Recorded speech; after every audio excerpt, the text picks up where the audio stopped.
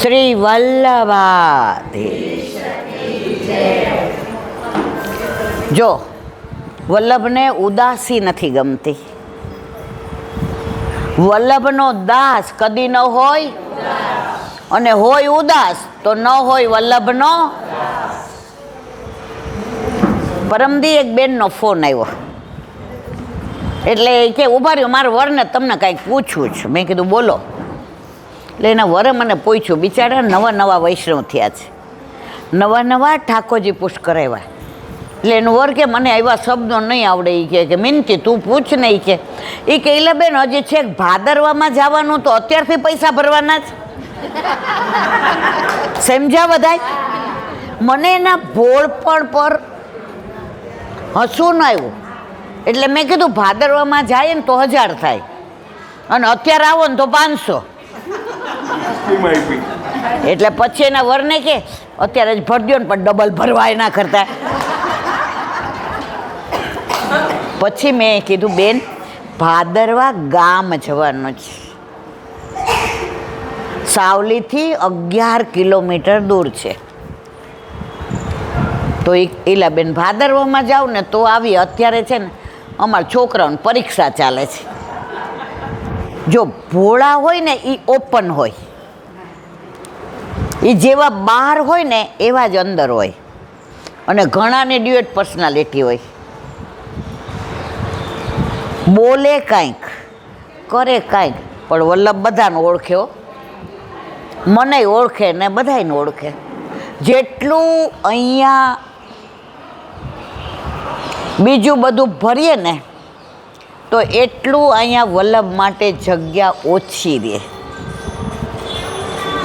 તો આ ભાદરવા ગામ છે, સાવલીથી 11 કિલોમીટર દૂર. આ રજવાડું ગામ છે. અહીંયા રાજ રજવાડા. પહેલાં અહીંયા ઘણા બધા વૈષ્ણવ હતા, પણ આપણે જોઈએ છીએ દિવસે દિવસે ગામડા તૂટતા જાય છે. બધાને શહેરમાં જવું છે. અહીંયા 100 વીઘા જમીન હોય, પણ શહેરમાં 10,000ની નોકરી કરવા આવે. પછી કોરોના આવે ને મરવાની બીક લાગે ને બધાયને. સમજી ગયા ને? પછી આપણે કંઈ હમણાં દેખાણાનો, અરે ગામડામાં હવા ચોખ્ખી, ખાવાનું ચોખ્ખું, ગાયનું દૂધ ચોખ્ખું. ઈલાબેન ત્યાં તો અમારે નદી એવી ને અમારે વૃક્ષો એવા ને. મેં કીધું પાછા કાં આવ્યા? હવે કોરોના વયો ગયા ને. ગામડાની અંદર જે આનંદ છે ને, અમે શહેરમાં જ રહીએ છીએ.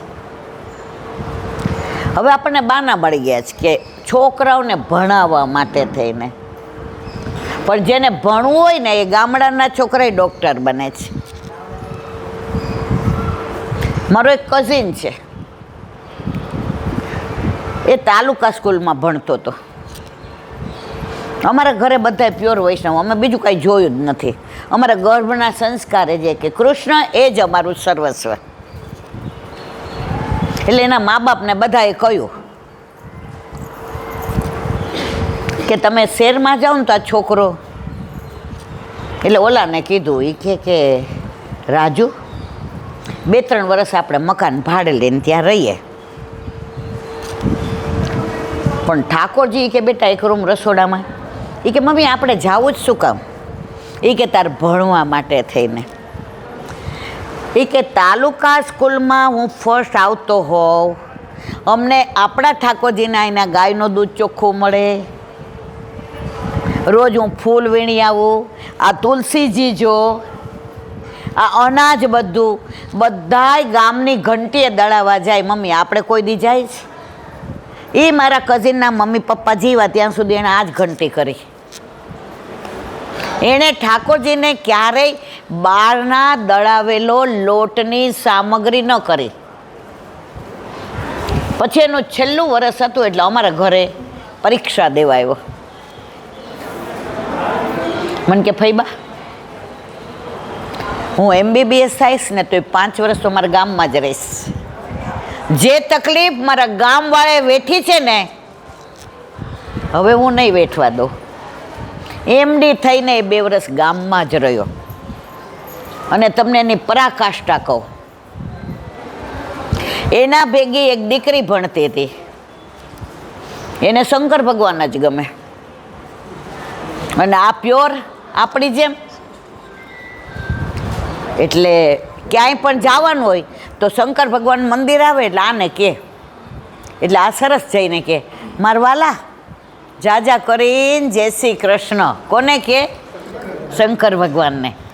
એટલે ઓલી કે ભગવાનને જય શ્રી કૃષ્ણ કરાય, વૈષ્ણવને જય શ્રી કૃષ્ણ કરાય, આમ કરાય. એટલે પેલા એ કીધું અમારા ઠાકોરજીમાં પહેલા વૈષ્ણવ શંકર ભગવાન છે, મહાદેવ છે. પછી ત્યાં જાય ને તો ઘણા દર્શન કરવા આવ્યા હોય ને તો ઓલાને પૂછે તને મમ્મી પપ્પા વ્રજમાં ગયા હતા? એ કે હા. એ કે યમુનાપાન કરી આવ્યા? હે કે હા. તો તમારે લગ્ન પછી તો એ કે અમારે વ્રજ યાત્રા કરીને પછી જ ઘરે આવવાનું, ત્યાં સુધી આવવાનું નથી. તો ઓલી કે ત્યાં શંકર ભગવાન મંદિર છે? એટલે ઓલાએ કીધું આશેશ્વર મહાદેવ છે, ભૂતેશ્વર મહાદેવ છે, નંદેશ્વર મહાદેવ છે, ચકલેશ્વર મહાદેવ છે. ઓલી કે તું તો હવાર હોતી બોલેસ. એ કે આટલા બધા મહાદેવ છે ને કાનુડો તો એક જ છે વ્રજમાં. સમજા મારી વાત બધા? એ કે શંકર ભગવાને કાનુડાના માટે જુદા જુદા સ્વરૂપે મળવા માટે, હવે આશેશ્વર મહાદેવ તો ઠાકોરજીને કીધું કે કાળિયા હું તને મળવા આવીશ, મારે તને બાળ સ્વરૂપે મારવાલા દર્શન કરવા છે. ઠાકોરજી કે સારું. તો કે ના એમ નહીં, હું તમને ઓળખું છું, તમને ફરતા વાર ન લાગે. સમજ્યા ને? એ કે કાંઈક એવું કરો, એ કે એક કામ કરો, આ વેણું આપીને જાઓ વાંસળી, એ હું દેવા આવું એટલે તમારે મને આવવા દેવો પડે ને. બાકી વ્રજમાં કોઈ દેવી દેવતાનો અધિકાર નથી. આપણે આ લીલાના દર્શન કરીએ છીએ કે બ્રહ્માજીને એમ થયું કે આ બધાયને અધરામૃત મળે છે, મને એકલાનો જ અધિકાર નથી. એણે વિચાર કર્યો કે વ્રજમાં તો પગ નહીં મૂકવા દે, પણ માછલું બનવું તો હાથ ધોવા આવે અને ઓલી કણ ચોટી હોય અને મારા મુખમાં આવી જાય તો મારો બેડો પાર થઈ જાય. સમજાય છે બધાને મારવાલા? વાત આની કરવી છે પણ આ વચ્ચે વચ્ચે પ્રસંગ બીજા આવી ગયા. માછલું બન્યા. હવે પ્રભુ ઓળખી ગયા, હા બ્રહ્મા તારો અધિકાર અમારા જુઠ્ઠણ હાથના અધરામૃતનોય નથી. એ આપણા ઘરે આપણા માથે બિરાજે આપણા ઠાકોરજી રોજ આપણને અધરામૃત આપે છે, અને તોય આપણે એમ કે અમારે ઠાકોરજી પૂછ નથી કરાવવા, હું હરીફરીને ત્યાં જ આવીશ. મારા વલ્લભનું એક જ સ્વપ્ન હતું, ઘરે ઘરે ઠાકોરજી હોય, ઘરે ઘરે મંદિર હોય, ઘર ઘર ભાગવત સેવા, ઘરે ઘરે ભાગવત વંચાતું હોય. તમને આજનું જ વાત કરું, અમે નીકળ્યા તો આકાશે અમારું બધો સામાન મૂક્યો ગાડીમાં. એ મમ્મી ભાગવત વાંચવાનું રહી જશે, તું મોડી આવીશ તો મૂકી દઉં અંદર. મારા દીકરાએ ભાગવત મૂક્યું છે. આપણાથી કાંઈ ન બને ને ભાગવતનો અડધોય પાઠ કરવો. વાત આ કરતા હતા તો બ્રહ્માજી આમ રાહ જોઈને બેઠા, માછલે આમ મોઢું. ઠાકોરજી કે સખા એક કામ કરો ને, હાથ કાંઈ ન ધો, આ ફેંટાથી લૂછી નાખો. સમજાયું બધાને? હાથ ખાસા કરું તો અંદર જાય ને કોણ? આ બ્રહ્માનો અધિકાર નથી. હાથ ફેંટાથી લૂછ્યા. એ કે હાલો ઘરે. બ્રહ્માજી માછલું બન્યા ને તોય અધરામૃતનો મેળ ના પડ્યો મારા વાલા. અને આપણે તો વૈષ્ણવ, આપણને વલ્લભે એવા બનાવ્યા કે રોજ મેળ પડે, પણ આપણે વરસાદ આવતો હોય ને તો બધા એમ કે 3 ઇંચ પડ્યો ને 4 ઇંચ પડ્યો ને અમે તો એસટી ઊભા રહી ગયા ને અમે બસ ન મળી ને અમે રિક્ષામાં આમ થયું ને અમે હાલતા આવ્યા ને. એક જણો કે મને છાંટોય ન ઓયડો, છત્રી લઈને ઊભા રહી પલળે, તો એમાં છત્રી લઈને ઊભા રહી વાંકોનો કાંઈક તો બોલો.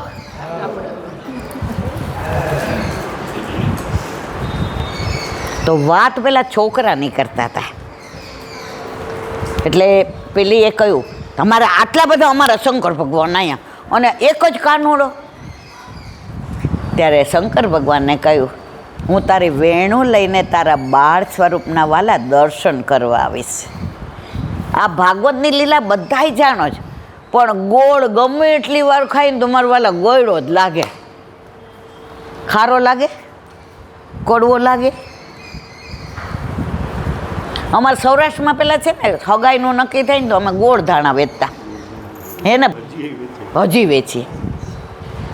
અમારે કાઠિયાવાડની તો વાત જ ન્યારી.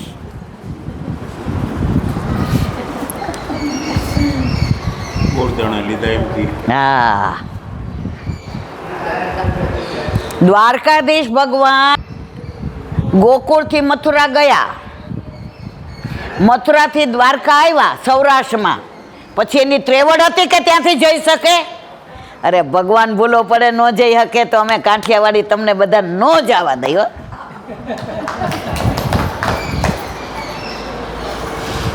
એટલે કે શંકર ભગવાન એટલે આસેશ્વર, આશ રાખીને બેઠા કે હમણાં મને બોલાવશે. ને શંકર ભગવાન તો જટા અને સરપ ને આવ્યા ડમરું વગાડતા.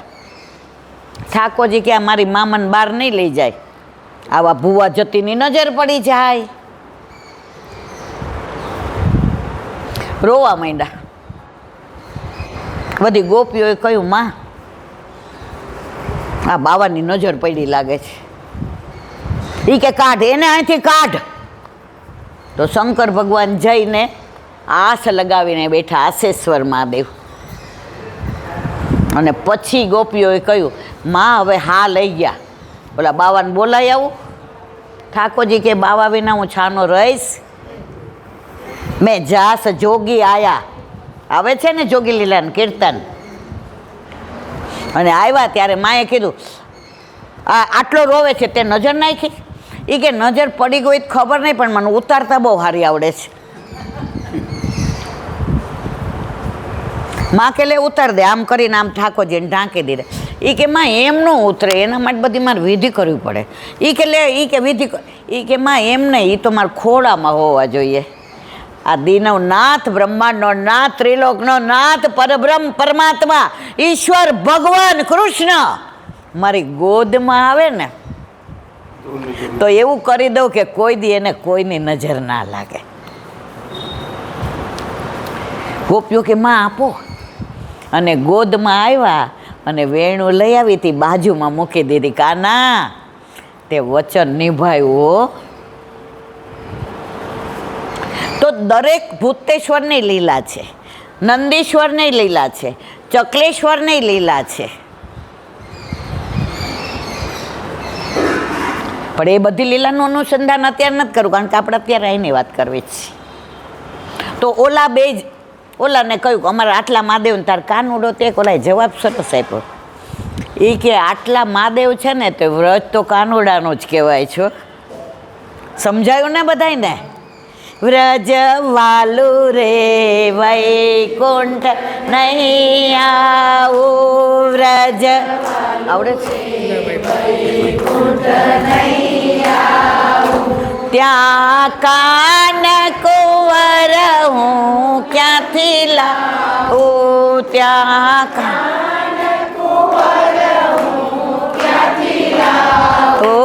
વ્રજ વાલું રે વૈકુંઠ. વ્રજનું નામ પડે ગોકુળ, વૃંદાવન, મથુરા, બરસાના. બંસી બટસો બટ નહીં, નંદ ગાવસો ગાંવ. બંસી બટસો બટ નહીં, નંદ ગાવસો ગાવ. કૃષ્ણ નામ સો નામ નહીં. આજે દુનિયામાં આટલા ભગવાન, તમે અમેરિકા જાઓ, લંડન જાઓ, ન્યુઝીલેન્ડ જાઓ, પેરિસ જાઓ, રોમ જાઓ, દરિયા કિનારામાં નિકોબારમાં જાઓ, આપણે જેવી કૃષ્ણની ઓ લોર્ડ કૃષ્ણ એટલે આપણે કહીએ હા. આ બીજા બધા ભગવાન ઓળખે જ મારવાલા, આપણે કેવી મોટી ઓળખાણવાળા છીએ. ત્યારે પહેલાં એ કીધું સાંભળ, હું 3 દિવસ વ્રજમાં રહીશ, મેરેજ પછી હું ગિરાજબાવની પરિક્રમા કરીશ, યમુનાજીનું પાન કરીશ. તો ઓલી કે હું બધે મહાદેવ દર્શન કરવા જાય. એ કે કાંઈ વાંધો નહીં, હવે ઉતરા. એટલે જેટલા વ્રજવાસી મળે, વ્રજ ભક્તો મળે, ગાયો મળે, બ્રાહ્મણ મળે, પુરોહિત મળે, પંડિત મળે, વૈષ્ણવ મળે, વલ્લભકુળ મળે, કોઈ હાડો મહાદેવની વાત ન કરે. બધા કોની કરે? બે જ વસ્તુ. એટલે ઓલીએ એના વરને પૂછ્યું, એ કે તું મારી ભેગો હાલ ને, મને એકલા ત્યાં નથી ગમતું. એ કે અમારે કોઈની ભેગું આવવાની જરૂર રહી, અમે તો એકલા જ, અમારી ઓળખાણ પાકી. તારા ભગવાન તને ઓળખતા હોય તો એકલી જાને. એ કે જેટલી વાર ગઈ એટલી વાર વ્રજવાસી હોય, બ્રાહ્મણ હોય, પુરિત હોય, બધાય વાતો તો આવીને ઠાકોરજીને જ કરે. ત્યારે એણે આવીને કહ્યું કે આજે મેં આ મહાદેવના મંદિરમાં દયારામભાઈનું એક કીર્તન સાંભળ્યું.